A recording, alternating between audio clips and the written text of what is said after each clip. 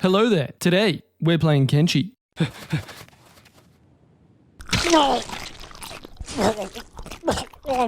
The world of Kenshi is a horrible place, filled with people trying to kill you, kidnap you, eat you, steal your food, steal your skin, and leave you crippled in the desert to slowly die of starvation. There's racism, weirdos, and whatever the fuck these guys are. But the absolute worst of all is the United Cities, a slave empire built entirely on institutionalized human trafficking. And as a proud advocate for Microsoft Excel, I've taken it upon myself to introduce them to capitalism and the free markets. Our goal is to liberate the capital city of Heft and kill the leader of the United Cities, Emperor Tengu, so his prisoners can finally experience true freedom. To do this, we'll have to build a corporate empire from the ground up, employ advanced recruitment initiatives, monopolize the entire city, train an army, and finally storm the capital. Can we abolish slavery and force people to work for us on minimum wage? Or will I end up in a cage myself? Time to find out. Time to begin. Before we continue, I have a confession I need to make. I am terrible at assassinating people. It's been something I've dealt with my entire life. But if I actually want to kill the Emperor, I'm gonna need to train. And who better to learn from than the greatest assassin of all time, Ezio Auditore, in Raid Shadow Legends. That's right, fellas. For a limited time, Assassin's Creed is coming to Raid Shadow Legends in the form of 5 legendary champions. Each one is being carefully recreated to stay faithful to the source material. So now, they can tank missiles head-on and beat the shit out of 10-foot mechs. You can get Ezio for free by logging into Raid for 7 days, and gear to level faster if you log in for another 7 days. Unlock the other assassins through dedicated events, tournaments, and summon boosts, including Cassandra, the first champion for Raid's newest faction, the Argonauts. There's also a special event dungeon where you can fight the religious zealot Pontiff Augustine and earn limited time chronophage gear and other sets. Personally, I grew up playing AC2 and Brotherhood, so I enjoy stabbing metal giants in the face as Ezio. It really brings back that nostalgia in me. Download Raid by using the link in the description or the QR code on screen to claim 2 epic champions who are only available through these links. Thanks to Raid for sponsoring today's video. Now, back to market manipulation. The United Cities is the largest faction in Kenshi. It's a highly corrupt slaver society where the sole measure of your value is your net worth. If you're poor, you're disposable. And if you're wealthy, you're allowed to own people. Any anti-slavery ideologies are treated as a form of domestic terrorism. In the modern world, this society shouldn't be allowed to exist, which is why it must be dismantled by the overwhelming power of capitalism and the free market. At least, that's what Milton Friedman believes, loosely inspired by the economist Milton Friedman, but with a slightly stronger stance on slavery. Our business plan for overthrowing Tengu involved 4 phases: acquire capital, build infrastructure, establish monopolies, and finally, execute a hostile takeover. But before overthrowing a powerful and deeply entrenched empire, there were a couple minor issues I needed to address first, such as not dying from starvation. I began my journey in familiar territory, half naked, in the hub.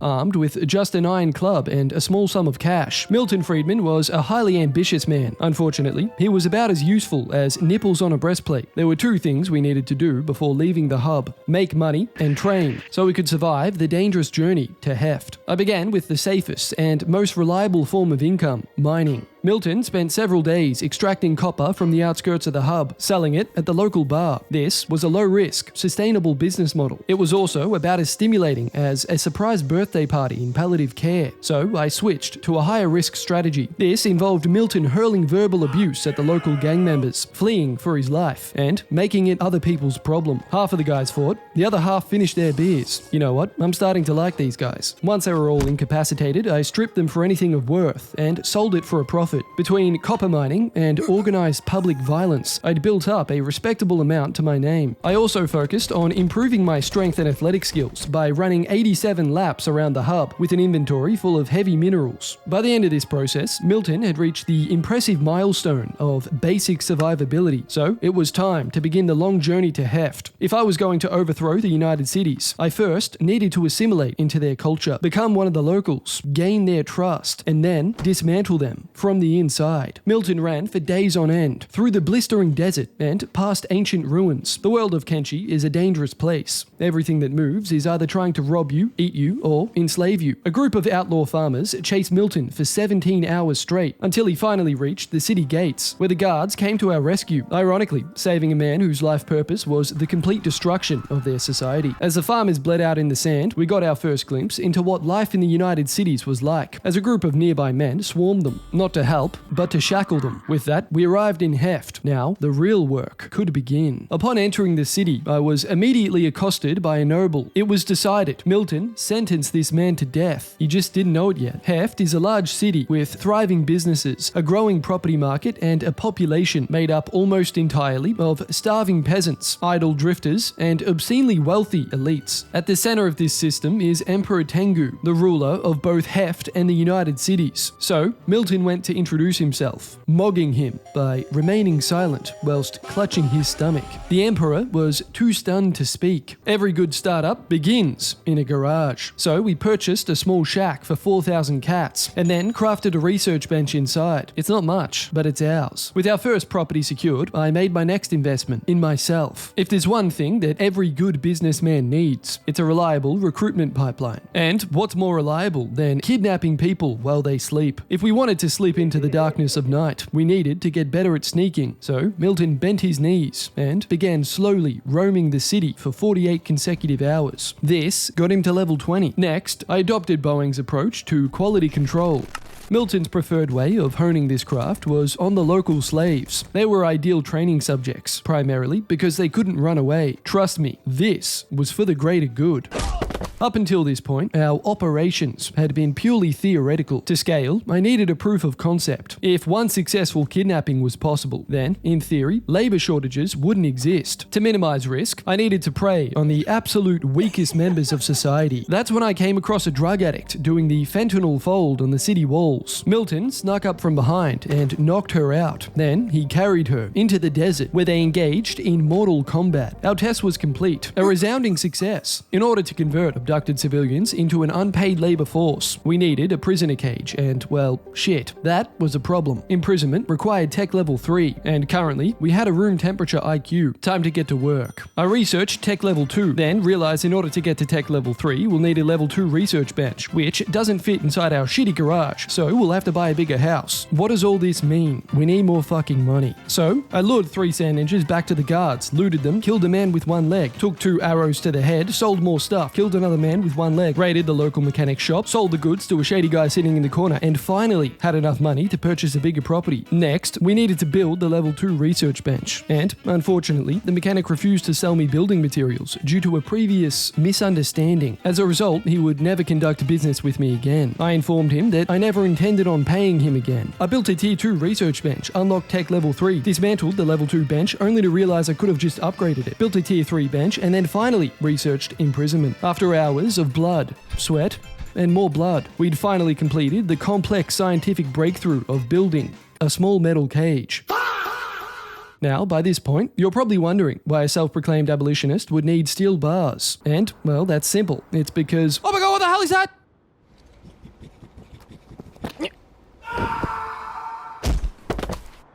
I immediately began utilizing our new cages, marking the start of a targeted recruitment initiative I called Operation Abduct My Neighbor. The program had 2 major outcomes. First, it would streamline employment, whilst weakening Heft's available workforce. And second, a local myth began to form. There were sightings of a mysterious figure that made people disappear throughout the night. With each missing person, the myth festered in the minds of the populace like a plague, making them increasingly paranoid. After all, you could be next. By degrading the psychology of its citizens, we'd initiated our first attack on the United Cities. We also acquired our first employees, Dr. Bond and Bobo. Dr. Bond was primarily responsible for research and development, whilst Bobo became the new head of recruitment, refining her skill set with state-of-the-art training. For the first time, we had a somewhat functioning organization, one that required a trading name. I called it the Humane Traffickers, freedom manufactured by the unpaid. We had workers, a name, and unbridled ambition. All we lacked was capital. And according to basic economic theory, growth requires investment. Unfortunately, we were financially equivalent to to an obese hooker. How much did we need? Fuck knows. Believe it or not, it was my first time setting up a multi-million-dollar conglomerate. So let's just go with the price target of the world's most expensive blunt. Fortunately for us, Shark Tank doesn't exist in Kenshi, so Kevin O'Leary couldn't gut me for my last shekels. There were other ways to make money, most of which take time, and patience was never really my strong suit. So I propose another incredibly high-risk, high-reward solution: Big Thing eggs. The team considered this proposal for approximately 13 seconds, purchased some backpacks with our last remaining funds, and began the journey to gut. Big Things are considered one of the apex predators in the world of Kenshi. If you see one, your only hope at survival is to play dead, because you can't outrun them, you can't fight them, and even then, they'll probably just eat you alive anyway. Their eggs are nestled deep within the remains of their victims, surrounded by dozens of the flesh-eating monsters at a time. Now, why do this? Because a single egg sold for 4,200 cats a pop, with each nest spawning anywhere from 1 to 20 eggs each, and if the price is right, then I'll do anything. The first nest we came across had 4 eggs. We waited for an opening, and luckily a trade caravan had strayed too close, and kept some of them busy. This was our chance. Bobot tiptoed in and grabbed all 4 eggs, but she was spotted, and set upon by 4 pissed-off longnecks. Normally, this is where you die, but there's one small trick to surviving a little longer. The one and only attack they do has a massive wind-up, so you can bait it out, and then run for your fucking life. Luckily, all of them lost aggro, and we made it out with the eggs alive. Empowered by corporate greed, I decided this wasn't enough, so I went searching for another nest, and found one with 6 eggs. This time, however, I devised a more coherent strategy. The nest was located right next to a slave camp, so my plan was to lure them back, and have the guards handle the rest. They dealt with the first 2 relatively well, so I figured they were ready for more, and sent another 3 back to camp. Whilst they were enjoying themselves, I made my move. We'd thin them out just enough to sneak in under the cover of night and steal all 6 eggs. And voila, just like that, we had 10 Big Thing eggs, which we sold back at Heft for a hefty profit. With investment secured, we began preparations for phase 2 of our operation, building infrastructure. If we wanted to profit at scale, we needed more than ideas. We needed a factory. One that also acted as a centralized base of operations outside Heft. To prepare for construction, I converted our starting garage into the organization's first public-facing business, a pawn shop, manned by a local hiver who volunteered for employment. Here, we sold miscellaneous goods that Milton had privately sourced. This provided a small but reliable stream of passive income. Then we began stockpiling supplies, mainly iron plates, building materials, and crops to sow. With procurement underway, the final requirement was personnel. We needed a construction team responsible for establishing our headquarters, while executive leadership remained in Heft. For this role, I selected an individual uniquely qualified for collaborative team effort, the town slave master. Although morally reprehensible, his heart was in the right place, so I abducted him while he slept. If I could repurpose the boss of slavery into an abolitionist through indefinite unpaid employment, then surely the rest of the industry would have no choice but to put down their chains. And with their leadership removed, the slave market collapsed because there was literally no one left to buy slaves from, effectively putting my rivals,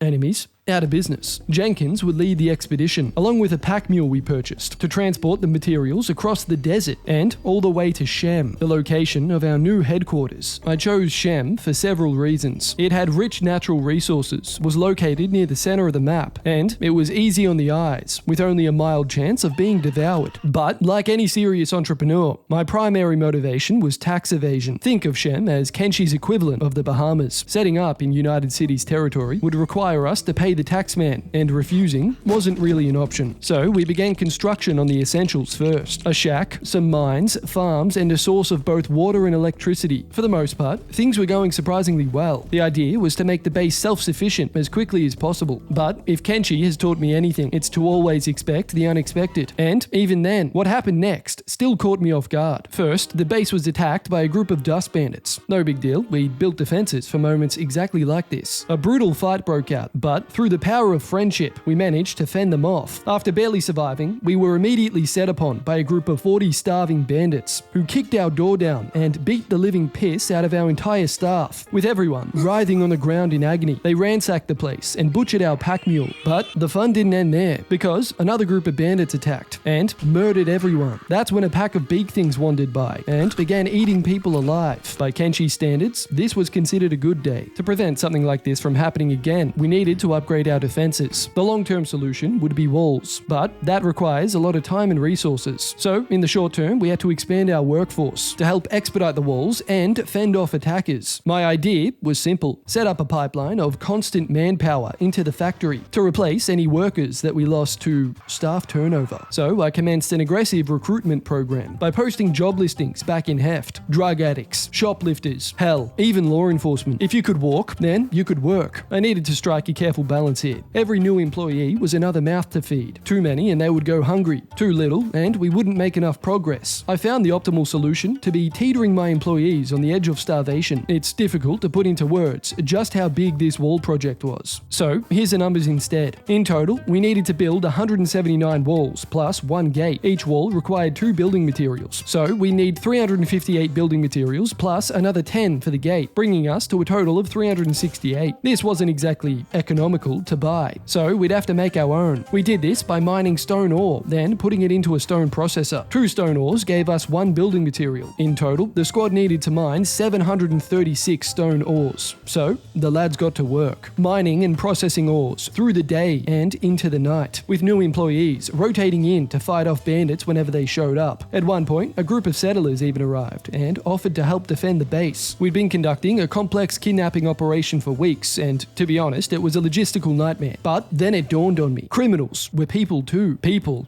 that can be exploited. We had a fresh shipment of new bodies almost daily, so with each attack, we absorbed the most capable among them directly into the factory. With each assault, our personnel grew, so too did our ability to handle larger and more dangerous threats. Simultaneously, we expanded the farms to feed our growing workforce and tripled our energy production. Back at Heft, Dr. Bond was researching like a man with a suspected STD, unlocking new and more efficient technologies for us to utilize. Before long, and some minor setbacks, the defenses were complete. The perimeter was sealed with walls. The only entrance was placed behind a deep moat, which any attackers would have to slowly swim through whilst being shot from above by mounted crossbows. Within a few days, the water outside our gates had become a rotting cesspool of disease, with corpses floating by the dozen, our very own water feature. With defenses taken care of, we added several new key buildings to the factory: a kitchen, gymnasium, and dedicated employee housing. For the first time, the factory no longer relied on supply runs from Heft. Everything we needed was produced on site: labor, food, materials. Our operation had become completely self-sufficient, and like any good base, it needed a name. Gentlemen, welcome to Human Resources, the HQ of the humane traffickers. With our house in order, now we actually had to make something. Through extensive research, I found a gap in the market we could exploit. I noticed that the streets of Heft contained a worrying lack of carcinogenic plumes in the air. Tobacco would be the golden ticket to all my commercialized dreams. After all, if it worked for madmen in the 60s, then why not me? Are they smoking?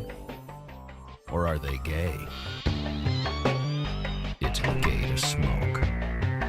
So I sent Jenkins and Pissman to Blister Hill to acquire our first batch of tobacco leaves. These initial crops became our seed stock, which we planted, replanted, and then planted again. Before long, we grew our operation and began producing tobacco at scale. With the farms finished, I built a processing facility. Here, raw tobacco was packaged into something more consumer-friendly. We also manufactured poison medical kits and cigars, which, yes, were alpha as fuck. Things were starting to look up for the humane traffickers, but one source of income simply wasn't enough. In the wise words of Tupac, we've got to diversify. So I set up multiple revenue streams for the corporation. First, I leveraged my freed slaves' existing skill set and put them to work on cotton farms. I swear to you, this is not slavery. We could use cotton to produce fabrics and clothing. Next, I picked up a side hustle in drug trafficking. After all, the law only matters if you're poor. I bought hashish in bulk from the swamps, then sold it at Flats Lagoon for a 500% markup. Finally, resembling Venezuela, I kickstarted hyperinflation. I did this by printing my own money at multiple coin fabricators we assembled. Each converted 1 unit of raw iron into 200 cats, making it a worthwhile business venture. With our revenue streams in place, it was time to to bring our products to market, so I purchased 3 additional properties in Heft. Here, we set up a smoke shop, a reverse medic, and a kebab stand. The smoke shop would sell cigars and cigarettes in all their forms. At the reverse medic, we sold medical supplies that had actually been laced with deadly amounts of tobacco. This, like the American healthcare system, poisoned the residents of Heft under the guise of the Hippocratic Oath. And the kebab stand sold, well,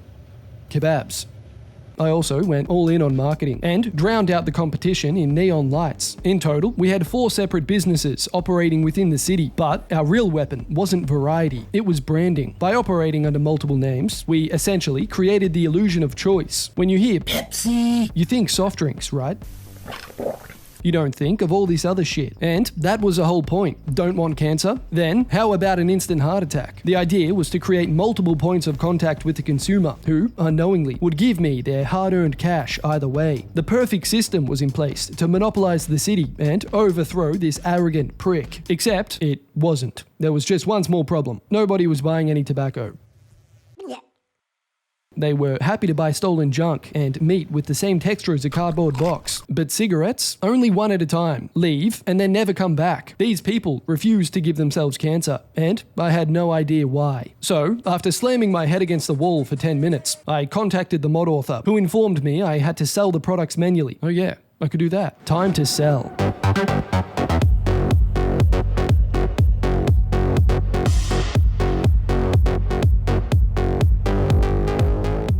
After dumping a year's supply of tobacco into the market, I'd amassed a fortune of over 500,000 cats. With newfound riches, I engaged in a comprehensive real estate buyback program and purchased all of the land in Heft, leaving only a couple of shops for us to continue selling products to. Some called this land banking. I called it a 500% increase in homelessness. Our monopoly of Heft was complete. All that was left was a hostile takeover. So far, we'd attacked the United Cities psychologically, economically, and structurally, but I couldn't buy the throne. Actually, I could. But funding a violent insurrection sounded way funner. The problem was that Heft was garrisoned by some of the strongest guards in the game, and right now, we weren't strong enough to take it. Success depended on strengthening ourselves, whilst weakening them, and in order to fight them, we needed to turn these soy latte cucks into black coffee chads. In other words, we needed an army. First, I secured a strategic alliance with some shoplifters. They would come to our aid when the fighting started. Next, I commissioned an armory and began producing heavy-plated armor for the men. At the same time, the boys had been hitting the gym, increasing their strength, athletics, toughness, and fighting capabilities. But to fight, we need to arm everybody. Or should I say,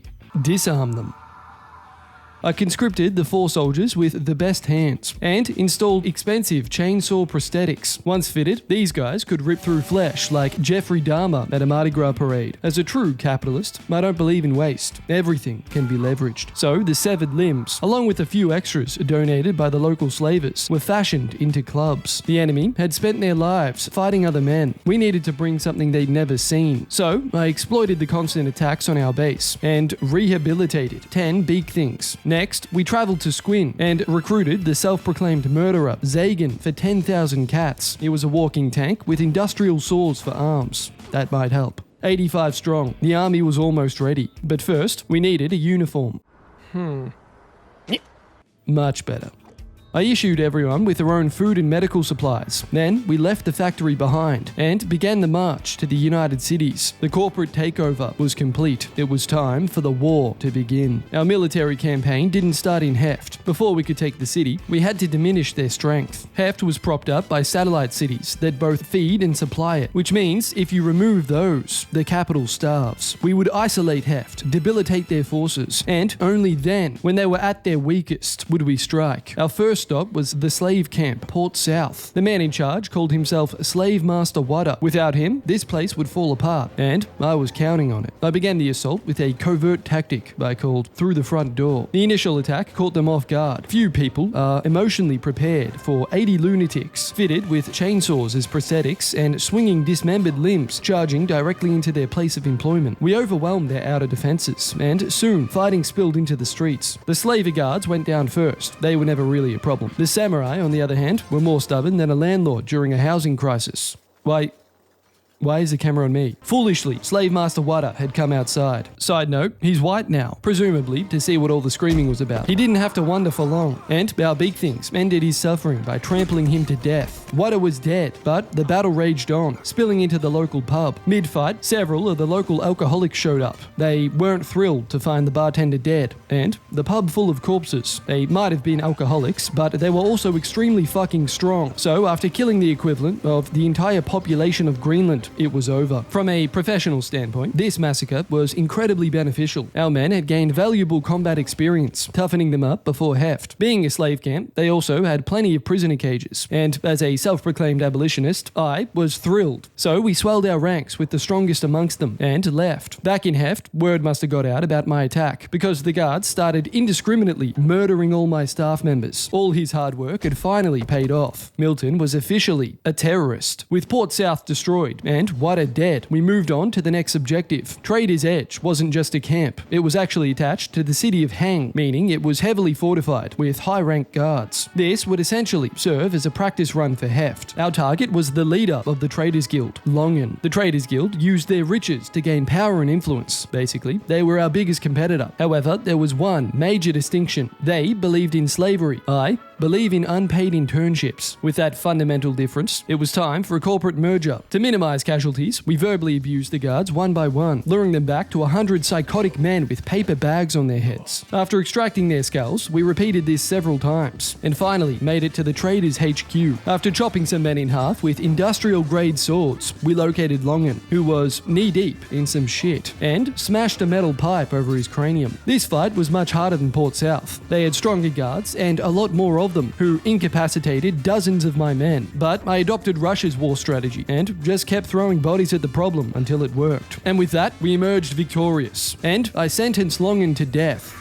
By big thing. With Longen dead, the Traders Guild basically collapsed. But most importantly, with both satellite cities gone, Heft was cut off from its supplies, and the city began to starve. We were almost ready for the final fight. Almost. There was still one thing missing, an ace up our sleeve, a trump card against the United Cities. I sent a detachment of our 10 strongest warriors to the crumbling labs. Here they would find King Gorillo, the strongest monkey in the entire game. This giant ball of testosterone could rip out your internal organs with a single swipe, which he did. The plan was simple: surround him on all sides and bleed him out with katanas and crossbows. When anyone went down, res them, then throw them back in. In theory, it was flawless. In practice, he disemboweled all 10 of us and wandered off like a Sunday stroll. But his blood was low, and after throwing several more volunteers his way, he finally went down. My men were crippled, on the verge of death. But who cares, because we got him. Now I had my weapon of mass destruction, which I aimed directly towards Heft. Before our assault, I did some reconnaissance. Although we'd starved the city and weakened its defenses, this still wasn't going to be pretty. The streets were packed with samurai guards, who were already a handful. But the real problem was the throne room. Here, Tengu was surrounded by the strongest warriors the United Cities had to offer, both samurai and jonin elites, captains and sergeants, not to mention Tengu himself, who carried the strongest katana in the game. They had home court advantage, but that was only true if we fought inside Heft. So, once again, we cussed out the front guards and lured them away from the city, and down the road, to my new place, where a squadron of our strongest troops were waiting for them, whilst we shot them from above with mounted crossbows. Who's got the home court advantage now, huh? Bitch. With these initial skirmishes, we'd cleared the front gate without losing a single man, but that was just the warm-up. It's time for the main event. We stormed into the city, and within seconds, the streets were flooded with over 100 men foaming at the mouth for blood. Then, as a second detachment, I let my big things off lead, and the residence became an all-you-can-eat buffet. We cut our way through the streets and made it to the real fight, the throne room, where I dropped King Gorillo right in the middle, and all hell broke loose. There were far more guards in here who were much tougher and hit way harder.